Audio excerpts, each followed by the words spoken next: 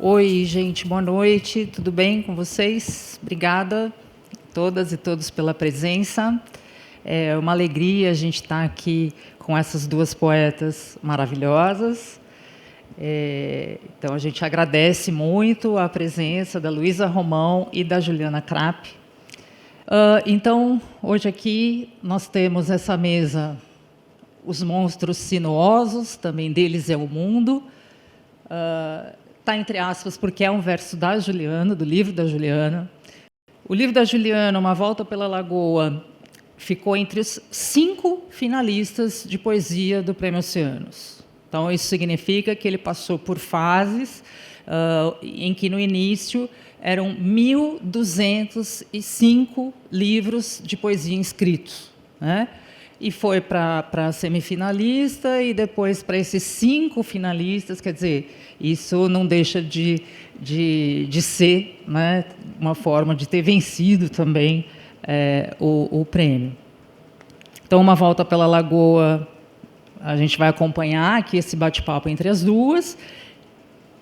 A Juliana e a Luísa Romão, que é autora de Também Guardamos Pedras Aqui, que é poeta, atriz, slammer, né? Foi a vencedora com esse livro do Jabuti 2022, na categoria Livro do Ano, não só na categoria Poesia. E esse ano compôs o corpo de jurados do Prêmio Oceanos. Então, ela foi membro do júri, participou dessa maneira. E também já foi semifinalista do Prêmio Oceanos, né, Luísa? Tem uma história aí já com o prêmio. Então, aproveitem esse bate-papo, essa roda aí aqui de conversa, e uma boa mesa para todo mundo. Boa noite a todas as pessoas presentes. Queria começar agradecendo muito a Marise, a toda a equipe do Prêmio Oceanos, e agradecer muito a presença da Juliana. Espero que seja uma boa noite para a gente conversar sobre esses monstros, essas águas e essa vida aquática e sinuosa que, de alguma forma, orbita aí nos seus poemas. Obrigada, Luísa. Bom, antes de mais nada, eu preciso fazer uma revelação para vocês. Essa é a minha primeira vez. É a primeira vez que eu sento numa cadeira como autora, então vocês estão testemunhando um momento importante na minha vida. E eu quero, claro, agradecer ao Prêmio Oceanos, agradecer à Biblioteca Mário de Andrade e reitero que é um prazer estar conversando com a Luísa, que é uma poeta que eu admiro muito já há algum tempo. Obrigada, Luísa. Bom, então, antes da gente entrar, eu acho que nas perguntas, eu ia sugerir da gente começar lendo um poema. O que você acha? Começar aquecendo. Ótimo. Bom, que já sai tem aquele algum nervoso. Que você queira? Não, acho que você pode escolher, né, poeta? Bora lá? Será que eu já começo com Uma Volta pela Lagoa? Sim. Sem massagem na mensagem. É o primeiro Juliana que apareceu Krapp. por aqui. Vamos direto, então. Vamos lá. Bom, claro, né? É o poema que dá título ao livro, então já vou começar com essa leitura. Uma Volta pela Lagoa. É a única coisa que fizemos juntos de verdade. Muito embora você não possa ver, aí de dentro, como tudo é profusão e se move em ritmos diferentes, mas, ao mesmo tempo, sujeitos ao fluxo desabalado dos atritos. Como a tarde se revolve furiosa em revoadas ribanceiras, jasmins manga e oitis, rumorejos de aves dispersas, manguezais retendo destroços e as profundezas da água, podridão antiga.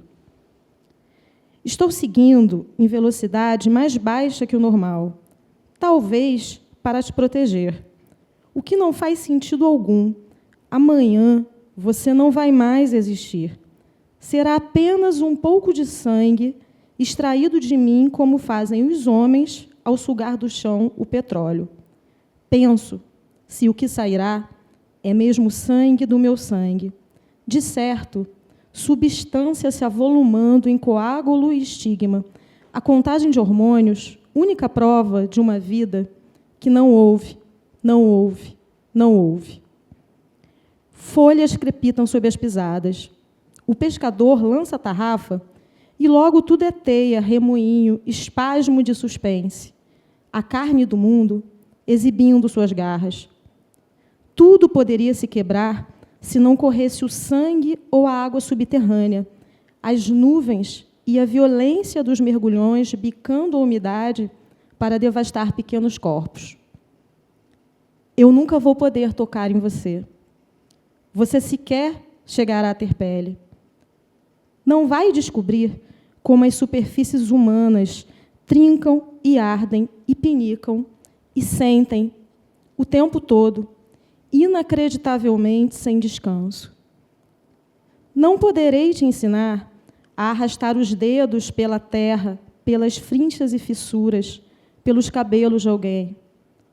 Como é difícil se sentir em casa.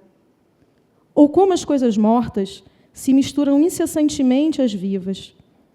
E ainda como as vivas devoram as mortas, tramando o que entendemos como ordem.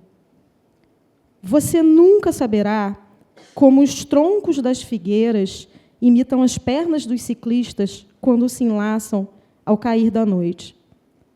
Não, você não sabe nada sobre a vida. Eu também não. Mesmo assim, disse seja bem-vinda a sua irmã, assim que cruzei com aqueles olhos úmidos e abissais de quem sente a pele de outra pessoa pela primeira vez.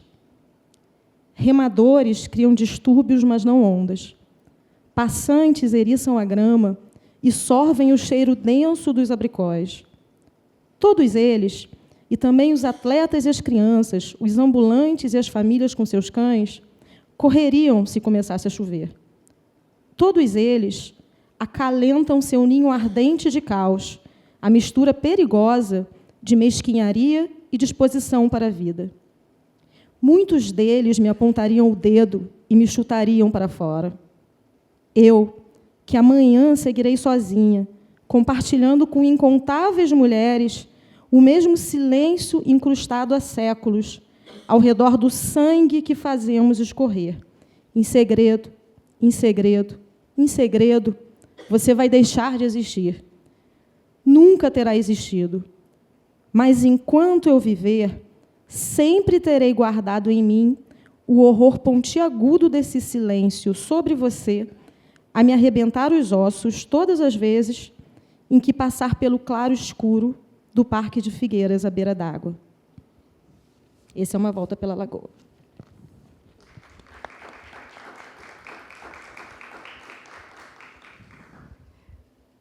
Eu gostei muito de você ter começado por ele, porque eu tinha ficado pensando no título, né? E como que esse poema, de certa forma, ele vai apresentar várias questões que aparecem também em outros poemas, né? Então, tanto essa ideia da volta como um círculo, né? E aí é muito feliz a coincidência de ser lançado pela Círculo de Poemas, né? Então, um pouco essa ideia da circularidade, mas também a volta como um retorno, né? E um retorno a essa cena, um retorno a algumas outras cenas de infância que vão aparecer em alguns outros poemas.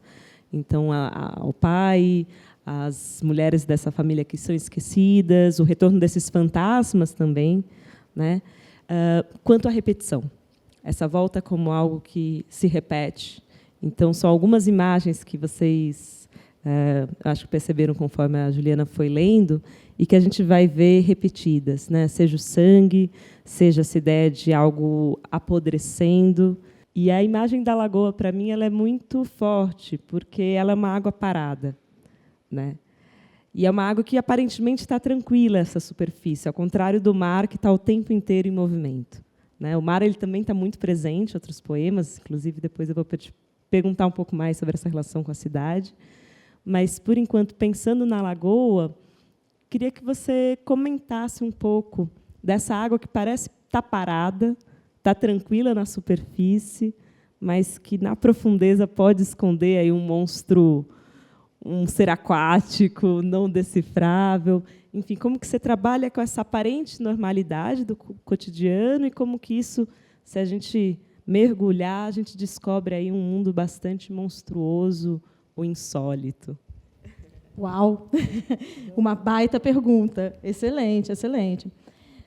Então, É engraçado, né, que eu fui te ouvindo falar e eu lembrei imediatamente de um poema da Adília Lopes, um poema famoso, né, que é justamente Arte Poética, o nome, que ela fala que fazer poema para ela é como tentar pescar peixe com as próprias mãos, muito embora ela nunca tenha tentado pescar peixes com as próprias mãos.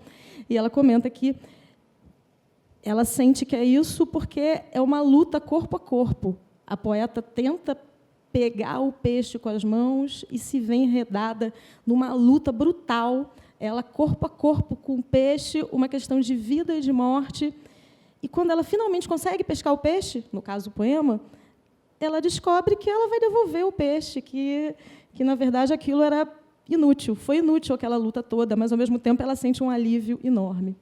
E aí você foi falando da água, eu fui lembrando desse poema, e eu acho que, no fundo, a minha relação com a poesia passa pela minha relação com a superfície da água mesmo. Não só a minha, né? Eu acho que muita gente que escreve poesia escreve justamente para isso, para, de alguma forma, fugir dessa superfície aparentemente normal, dessa normalidade aparente dos nossos dias, né?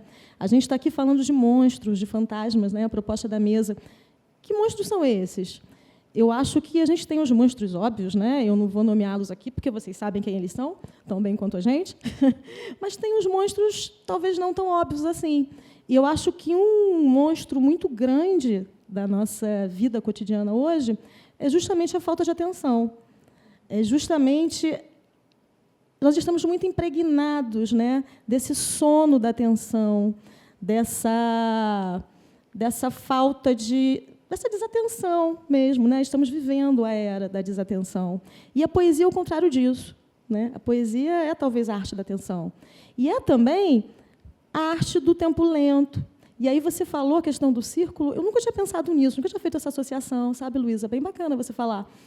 Que, por acaso, hoje, antes de vir para cá, eu passei no Itaú Cultural e está tendo a ocupação da Leda Maria Martins, filósofa, artista, poeta maravilhosa, de Minas Gerais, recomendo muito, inclusive.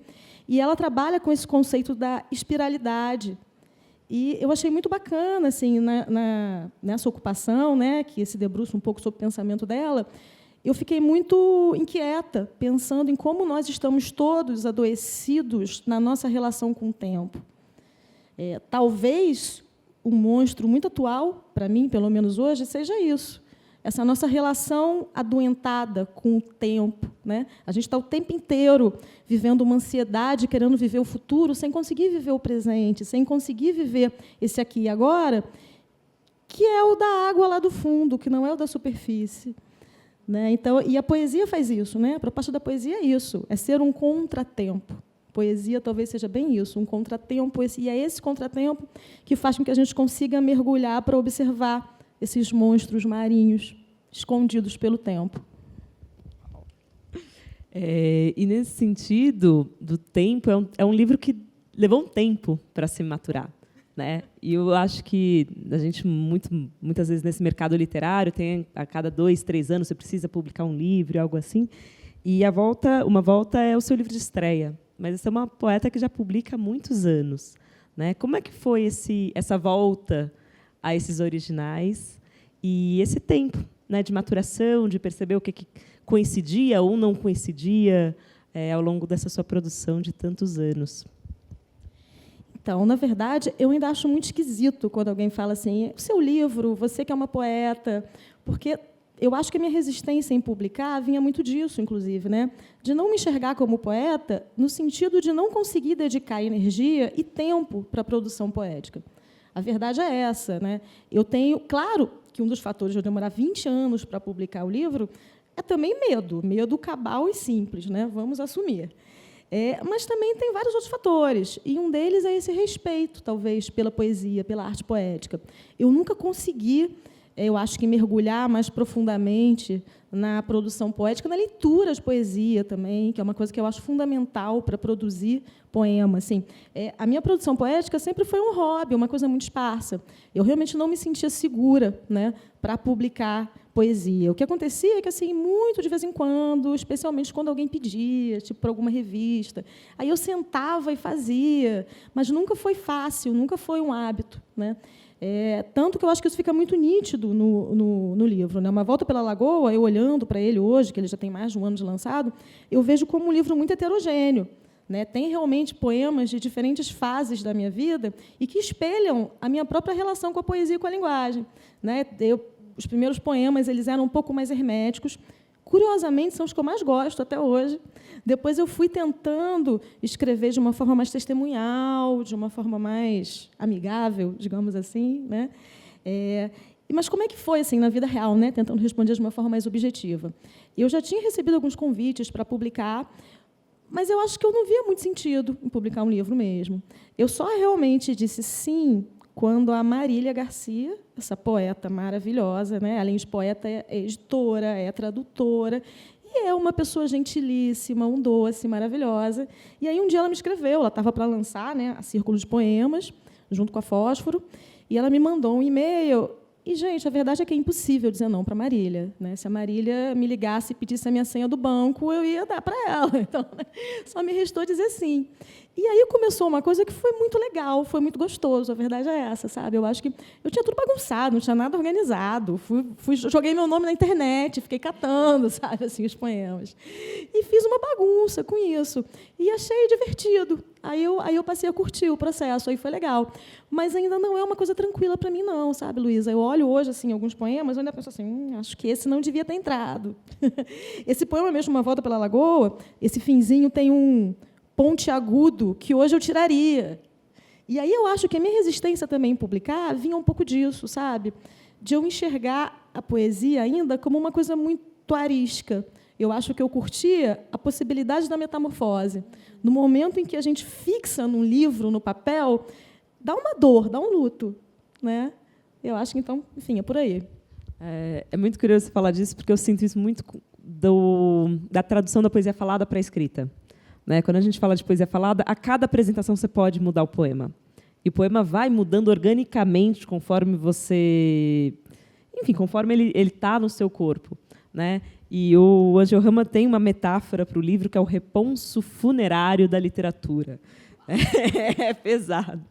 Mas também eu acho que cada vez mais eu tenho pensado também nesses poetas que, de alguma forma, até voltam em outras edições dos livros, né? Mas pensar também esse desprendimento que é publicar e colocar esse material no mundo. Você sente vontade de mudar nos seus também? Muitos, muitos. Assim, eu já tive estreamento de ver gente falando e não reconhecer que era meu. É bem estranho. Assim, tem algo que é... Caramba, foi eu que escrevi. Que estrofe é essa que eu esqueci que tinha no meio do poema e por aí.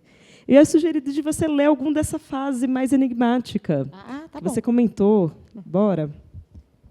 Espera aí, que está meio bagunçado aqui. A gente optou também por não colocar numa ordem linear, né, temporal.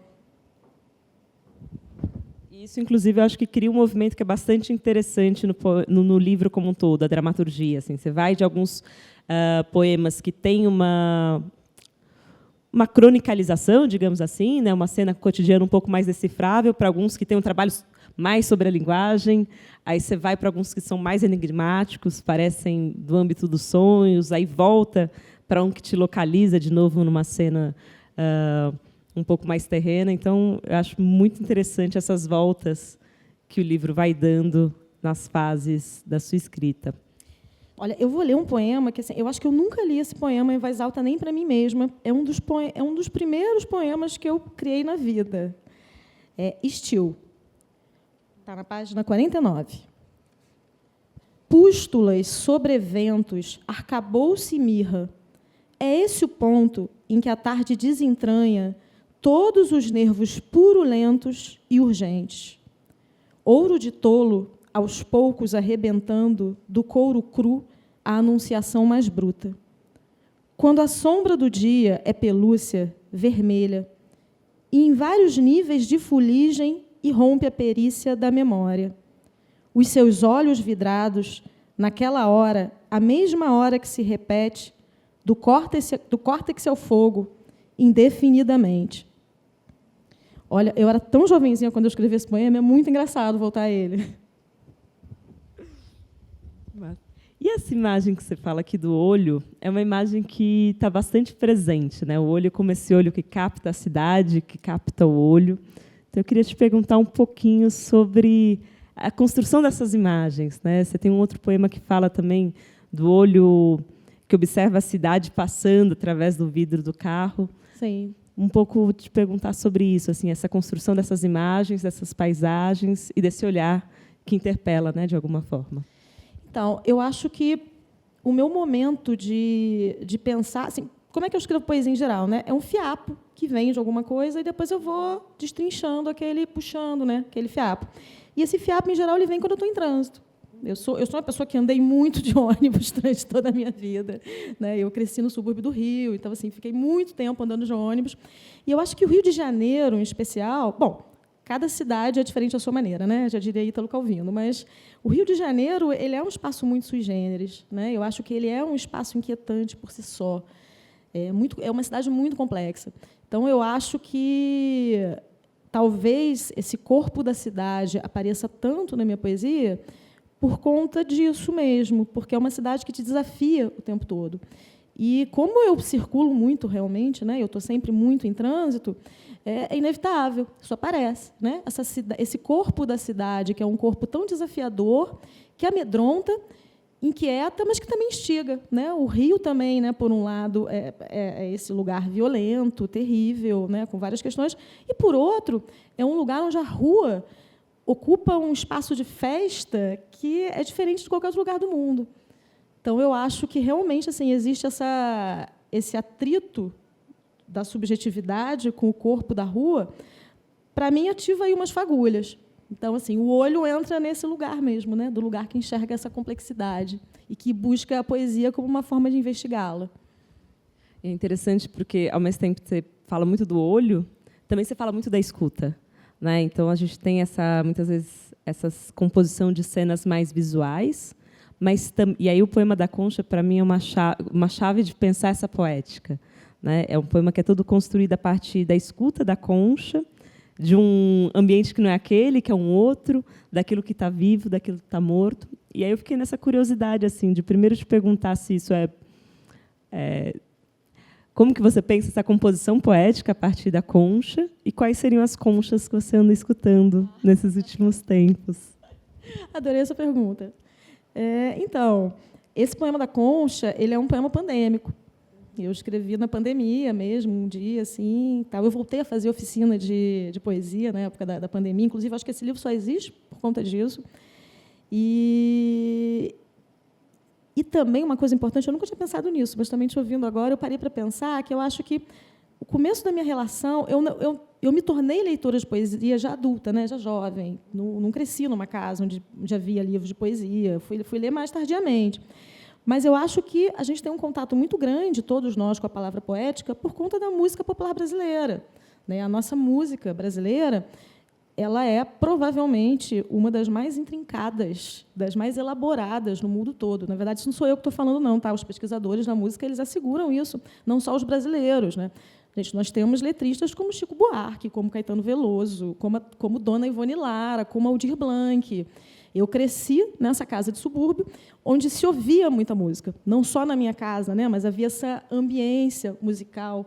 Eu cresci num bairro chamado Cascadura, que fica do lado de Madureira. Então, assim, um bairro cercado por escolas de samba, cercado por rodas de samba, cercados por música mesmo.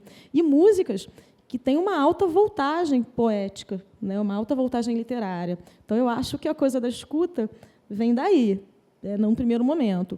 E, com relação às conchas, é difícil responder essa pergunta, mas as conchas que eu ando ouvindo no momento, eu ando ouvindo em looping o último álbum da Laíde Costa. Não sei se você estava perguntando especificamente sobre discos, sobre álbuns, mas, enfim.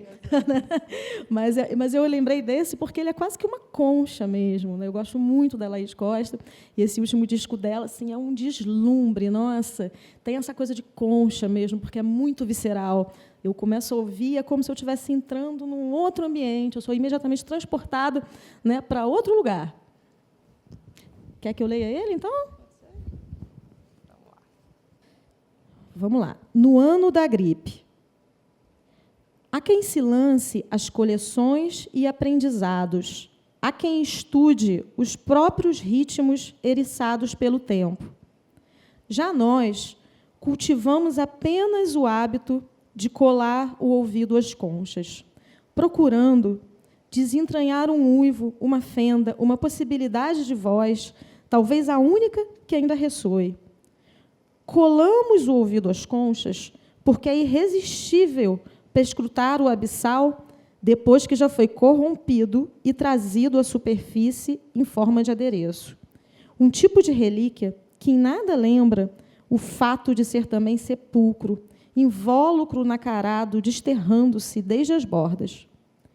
Colamos o ouvido às conchas que foram extirpadas do fundo alvoroçado de uma alteridade e viajaram até aqui para restituir eloquência ao canto canônico em que ainda pulsam balbucios e luminescências, a memória de outras vidas.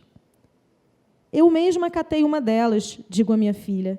É como colher uma flor e, então, ser surpreendida pela impossibilidade de detê-la com que guarda de arisco, uma flor que contém som no lugar de seiva. Colo o ouvido às conchas e atesto que prosseguem respirando. As paredes permanecem tensas, hirtas. À nossa volta, as pessoas morrem como afogadas, mesmo longe do mar. A asfixia prolifera cada vez mais rápido e infiltra-se nos interstícios e chispas, nos charcos que fundam os atritos. E então nós nos escondemos e colamos o ouvido às conchas para intuir o bailado das algas abraçando a quilha do naufrágio, o trânsito de cardumes diante das escotilhas, a delicadeza de uma atmosfera sem gravidade nem jorros de sangue. Eu colo o ouvido à concha porque preciso roçar a boca de alguma fundura e extrair dela não o hálito, mas o que vem depois. Talvez possamos chamar um jogo, submersão de um mundo no outro mundo.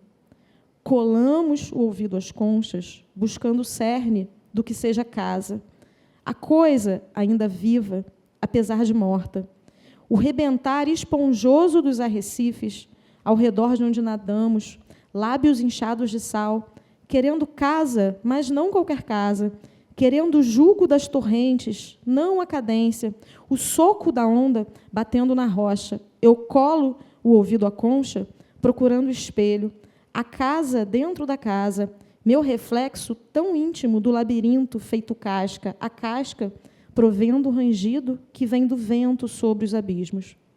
Eu colo o ouvido à concha para lembrar que tenho dentes e que o que guardam ainda guardam hoje, muito vivo e teso, brilhando, apesar de morto. Mas eu disse para você ler do seu, tá? Era pedido, desculpa. Pedido abusado. Eu leio o seu. Opa, não, aí, gente, é uma honra, né? Tem um poema lido por Luísa Romão, aí não tem roupa para isso. Não, hoje eu estou só de entrevistadora hoje. Vamos num que eu fiquei... até coloquei um coraçãozinho aqui na cabeça da página. Dúvida. Dizer que sonhou com alguém e nunca saber se isso será interpretado como mau presságio, sinal de grande estima ou de inveja obsessiva, como um flerte, ou como deslize do qual se arrependerá no instante seguinte ao perceber que, por distração, escancarou as portas de seu id envenenado. Seu id envenenado. Dizer que sonhou com alguém que, por exemplo, nadou com D entre as águas vivas na praia imersa em Cerração, que se enervou com J ao ver os papéis queimando no hangar sombrio, que estava com A no ventre da baleia e, por alguns minutos, com C, que deixou marcas de dente e tufos empapados de sangue nos lençóis. Mas, sobretudo, nunca dizer, jamais, que, no fundo, tudo o que sonhou tem a ver sempre com aqueles nós cegos que florescem, na passagem das noites, a nos amestrar com dor, a nos amestrar para a necessidade da fuga, e logo para o voo, para voar desesperadamente, voar e fazer força para não cair, voar e não olhar para baixo, voar e evitar, a todo custo encarar aqueles que ficaram ao rés do chão, tremeluzindo, anônimos e amigos, decepcionados, sabendo que fujo, porque lhes tomei algo, tal como Eva, devorando, desdenhosa, desde 2 milhões de anos atrás. Vixe. É outra coisa, né, gente? Não, uma leitura pô. dessa. Obrigada, Luísa.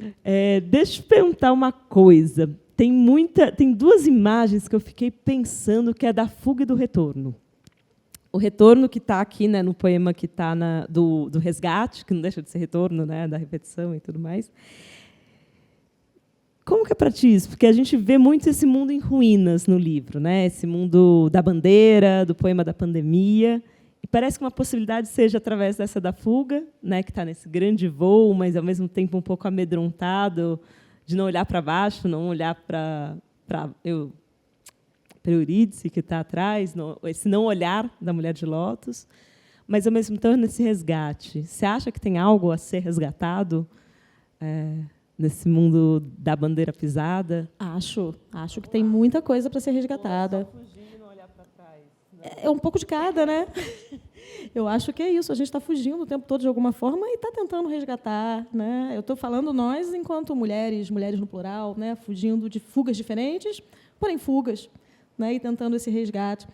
Eu gosto muito daquele livro da Hélène Cixous, aquele clássico, O Riso da Medusa, né? Que fala como mulheres que escrevem estão, de certa forma, buscando não terem suas muitas línguas repletas de libido, repletas de gargalhadas, sendo decapitadas, né? De certa forma, escrevemos nós, mulheres, algumas mulheres, pelo menos, para isso, né? Para não sermos mais decapitadas, para termos o direito a resgatar essa libido feminina de uma escrita feita com corpo.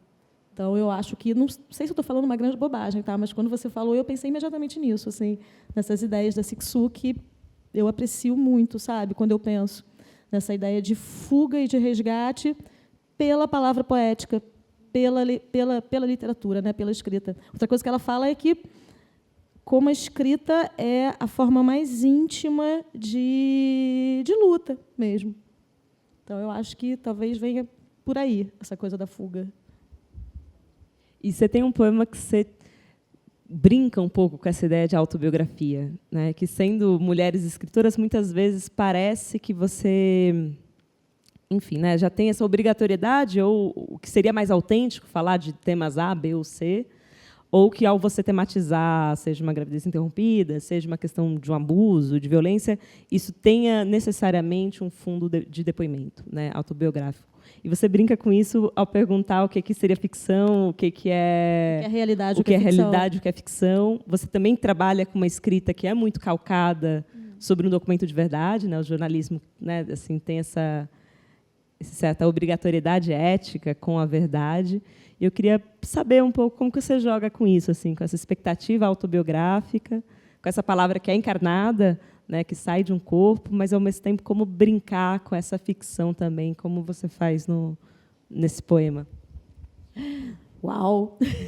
Luísa faz umas perguntas muito difíceis, gente. Maravilhosas, porém difíceis. Estou brincando. Vamos de novo, que é assim, quando você começou a escrever? Estou amando. Eu só tenho que tomar fôlego.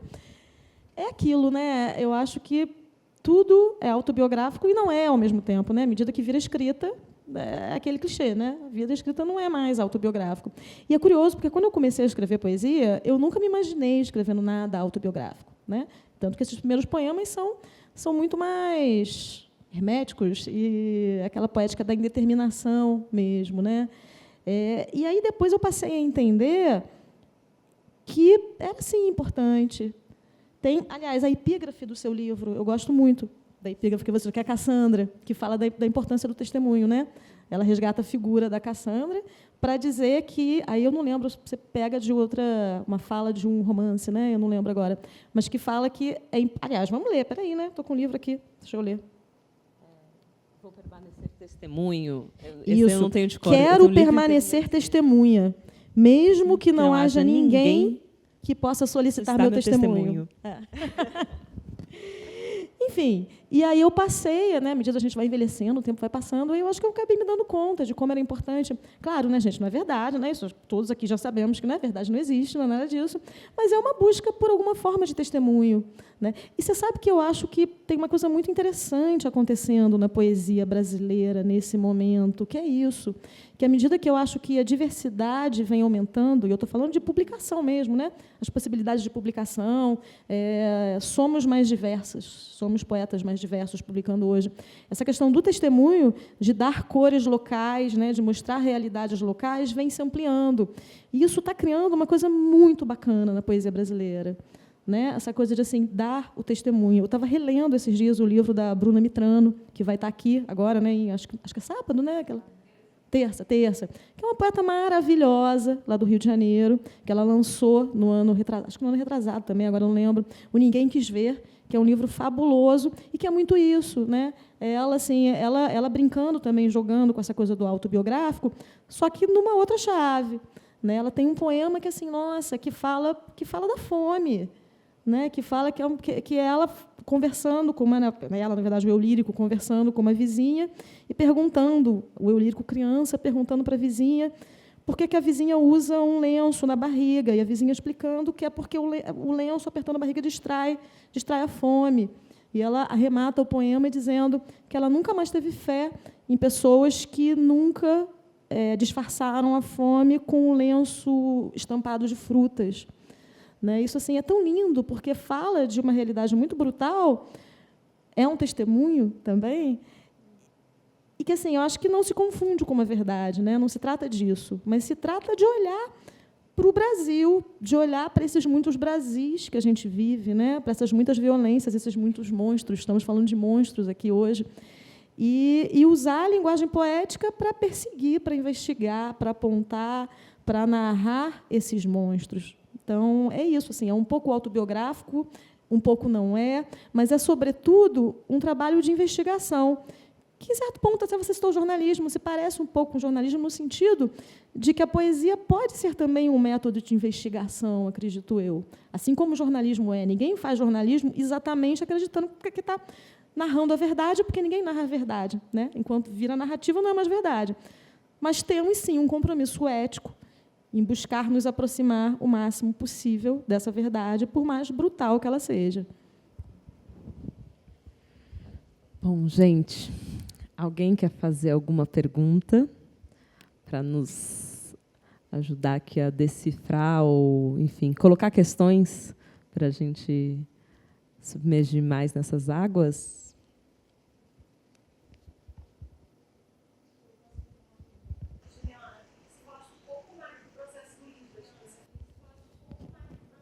Bom,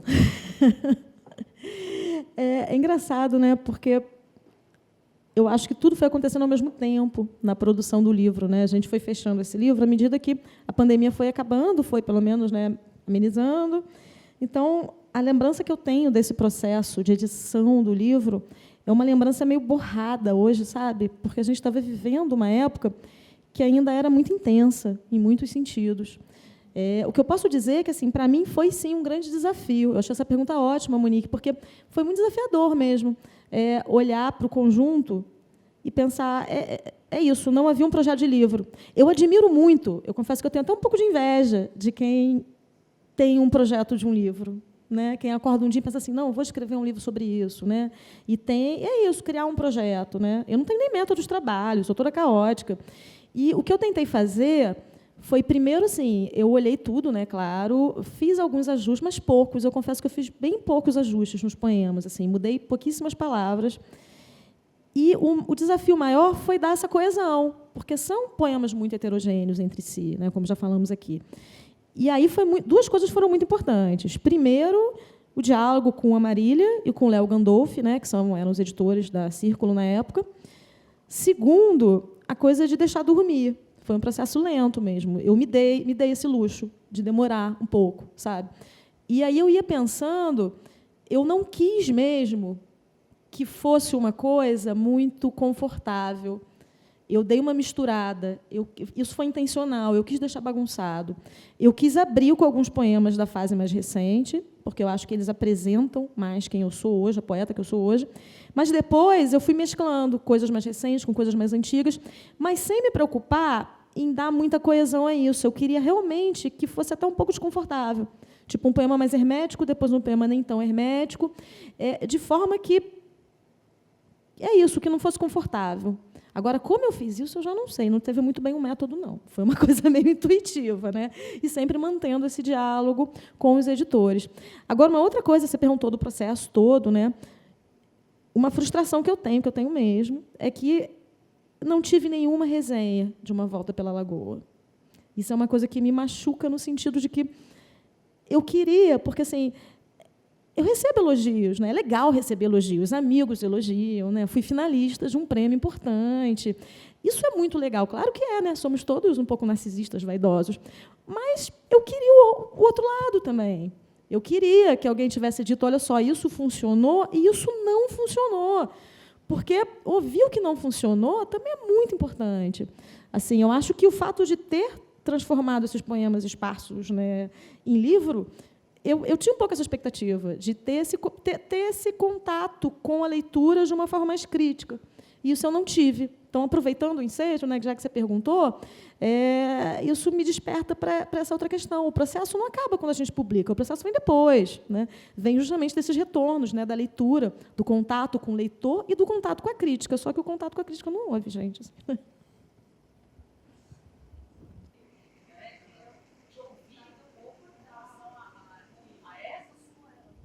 Obrigada, Marise.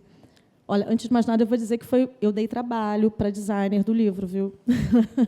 A gente, inclusive, debateu isso, porque são versos muito compridos. É o tipo de coisa que a gente não pensa antes de publicar um livro, né?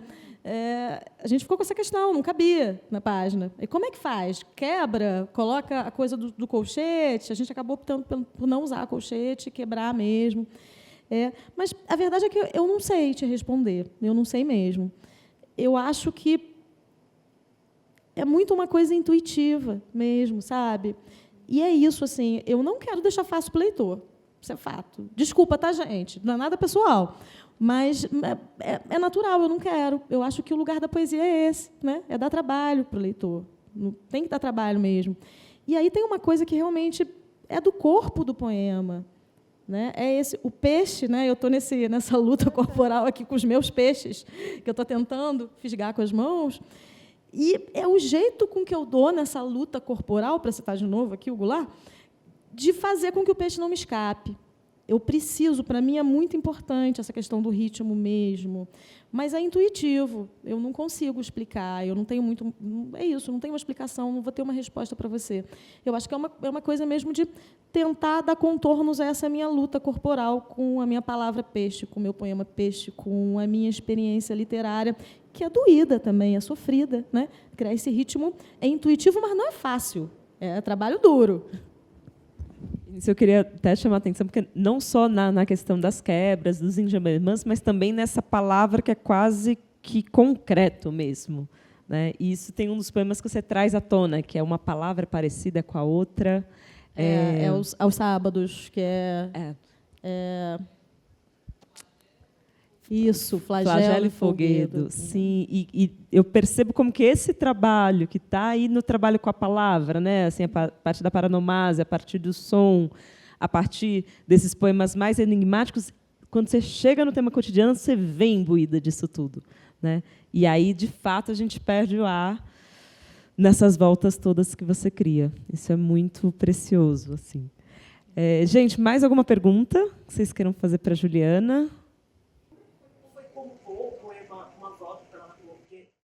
Eu acho que Uma Volta pela Lagoa foi talvez o poema mais fácil de escrever e o mais difícil.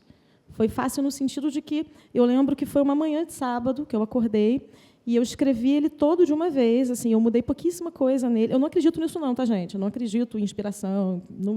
Não acredito. Mas, nesse caso, eu acho que era algo que estava tão, de certa forma, sem que eu soubesse, né? Já estava sendo trabalhado. Então, eu basicamente sentei e escrevi. Eu mudei pouquíssima coisa ali.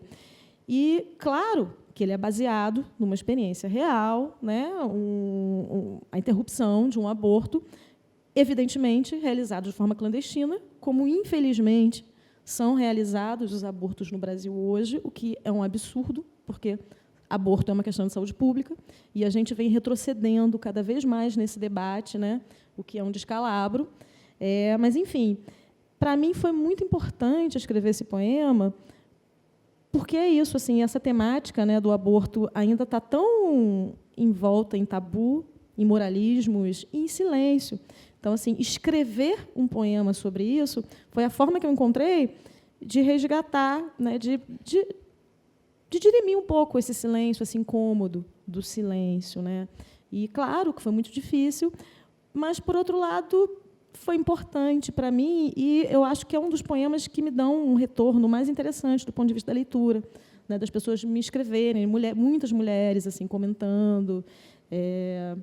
E uma coisa importante é dizer que eu escrevi também para uma oficina de poesia, que é outro espaço que eu acho que a gente tem que valorizar, né, que tem um papel muito importante. Se não fosse a oficina, eu não teria escrito, porque não é isso, a gente vai adiando, tal. Então, assim, era tipo dever de casa. E aí eu cheguei com esse dever de casa levinho, assim, tema tranquilinho. Se Juliana quer também dizer algumas palavras finais para a gente encerrar a mesa. Eu só foi tenho boa a a sua primeira agradecer, vez? foi maravilhosa a minha primeira vez, inesquecível. Não, só reforço os agradecimentos do começo. Foi muito bacana estar aqui com vocês. Essa plateia bonita, né?